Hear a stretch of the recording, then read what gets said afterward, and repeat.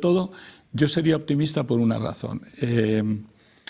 Ayer parece que Estados Unidos dio un portazo porque no se quería, porque en definitiva no se querían tocar los otros tres temas, porque en el fondo hay un tema que es el nuclear y hay tres temas que en el fondo son los que le importan a Estados Unidos. He dicho siempre que en las negociaciones entre Irán y Estados Unidos del pasado el tema nuclear ha pasado de largo. A Estados Unidos no le interesaba tanto el tema nuclear de Irán, no tanto el enriquecimiento como muchos otros temas. Aquí lo que le interesa a Israel, y por eso le interesa a Estados Unidos, y yo creo que Estados Unidos en esta negociación está muy empujado por Israel, es el tema de los misiles hipersónicos. Porque lo que ha sufrido Israel en la guerra de los 12 días es para dicho, y eso es lo que en este momento es la espada de Damocles que pende sobre Israel. Israel, a través de Marco Rubio, a través de las negociaciones, está intentando, como sea, que ese tema de los misiles hipersónicos sea clave. Es un poco como el tema de los territorios en Ucrania, es el nudo gordiano. Los demás, que no mande terroristas al mundo Irán y tal, pues acabarán llegando a un acuerdo de que eso se pacifica. El tema de los derechos humanos, pues también, que prometen no matar más y se puede llegarse a un acuerdo. El tema nuclear, pues claro que se puede llegar también a un acuerdo de no proliferación, siempre que no para hacer armas, pero que le dejes hacer, digamos, la nuclear civil. Donde no van a llegar a un acuerdo, y eso es lo que yo creo que vamos a estar esperando Omán y Omán 2 y Omán 3 y Omán 4, es en el tema de los misiles hipersónicos, porque es un punto que define la soberanía de Irán en este momento. Si alguien se está jugando a la soberanía es Irán en los misiles hipersónicos. Es lo único que le permite todavía defenderse. Si no lo tuviera, hace mucho tiempo que el régimen de Irán habría caído. Y es por lo que no van a pasar. Entonces pienso que por ese lado vamos a retrasarlo, pero también por el lado de Trump. O sea, a Trump en este momento, ¿qué le interesa? Una guerra regional en la que además los países árabes ya están advirtiendo que no les interesa para nada, les están empujando a negociar, no quieren guerra regional, pero una guerra regional a meses del midterm, de verdad, es lo que le interesa a Trump, de ninguna manera, de ninguna manera. Entonces creo que van a seguir alargando las negociaciones porque ni del lado iraní ni del lado norteamericano están interesados en un choque. Y eso es lo que yo creo que está calmando también las bolsas y que está haciendo que las reacciones sean más bien de tranquilidad, porque a ninguna de las dos partes les interesa el choque en este momento, salvo Israel. Y entonces el problema con Israel es que queda inhibida en toda esta historia si al final no consigue que Estados Unidos fuerce a Irán a eliminar los misiles hipersónicos. Entonces Israel se queda como un país inhibido, sin acción. Como decía el biólogo Labogui, cuando te quedas inhibido te enfermas. El miedo que me da la enfermedad de Israel es que acabe siendo tentada, si no se hace nada con Irán, de hacer lo mismo. Y ese sería el mayor error que podría cometer Israel en toda su historia. ¿Tentada Israel atacar a Irán?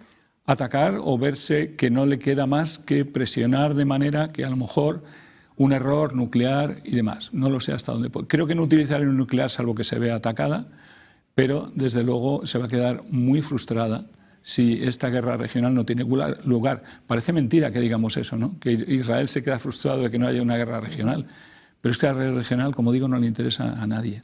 Bueno, pues el mercado también deja algunas pistas o el sentimiento, ¿no?, de la comunidad internacional hacia estas cuestiones. De momento esta semana y la pasada. Bueno, la pasada ya vimos bastantes subidas en el precio del petróleo. Estamos hacia bajadas del precio del petróleo. Parece que se sigue confiando en esos acuerdos. Se ha roto la tregua energética entre Rusia y Ucrania y, sin embargo, pues el precio del petróleo está bastante contenido. Te pregunto, Juan Antonio, por las relaciones trilaterales de Abu Dhabi, delegación rusa, delegación estadounidense, delegación ucraniana, y con las garantías de seguridad, que se sigue dando muchas vueltas, pero sigue habiendo un escollo bastante importante, que es el de la cuestión territorial. ¿Crees que va a darse un paso más esta semana en Abu Dhabi?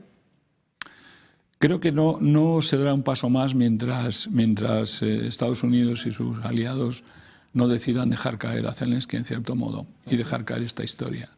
Que no parece ser el caso, por lo que estamos viendo por Van der Leyen y la Comisión y sus decisiones sobre los 90.000 millones para Ucrania en este momento, ¿no? Si Zelensky se ve apoyado con 90.000 millones y además con armamento, es muy difícil que ceda en cierto modo en esas negociaciones, ¿no?, en tema territorial. Si no cede en tema territorial, Rusia no va a aceptar una negociación en la que no se quede el Donbass como parte de Rusia.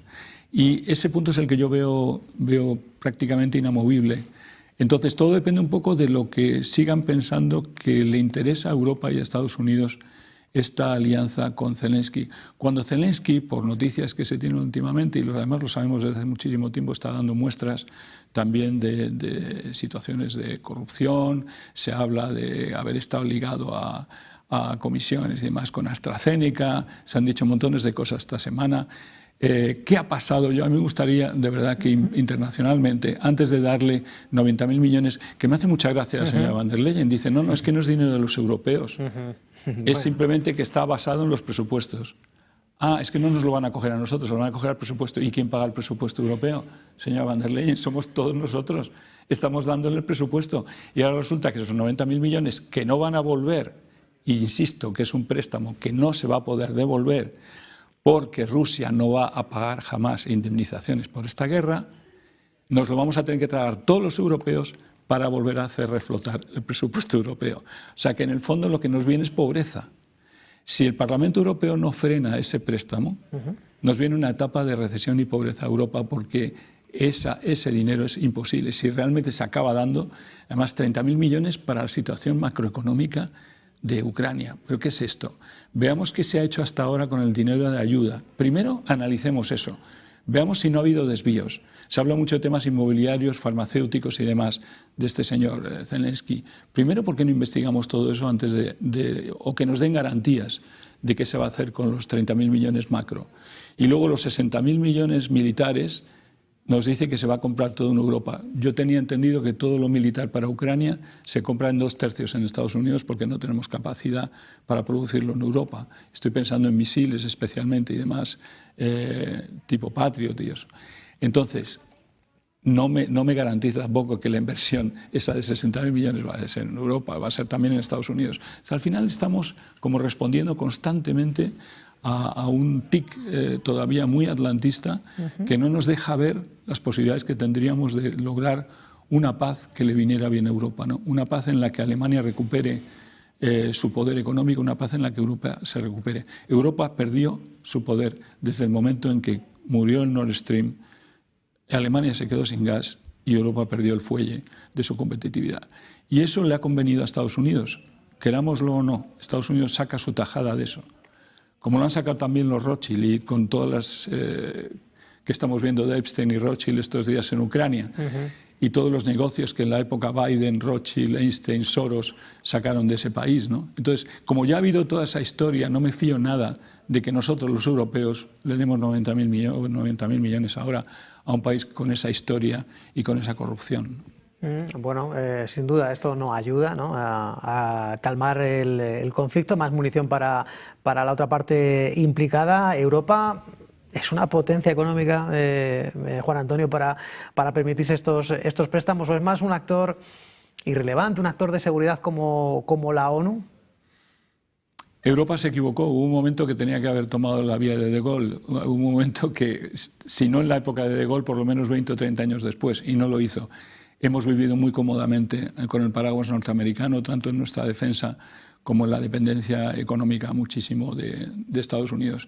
Y ahora nos asombramos de quedarnos solos y débiles. Primero nos tenemos que reforzar, yo creo que antes de ser, digámoslo, chulitos a escala mundial. Todo este juego con Ucrania, todos estos 90.000 millones que nos van a hacer mucho más pobres, todo ese Nord Stream destrozado, están haciendo de Europa el partner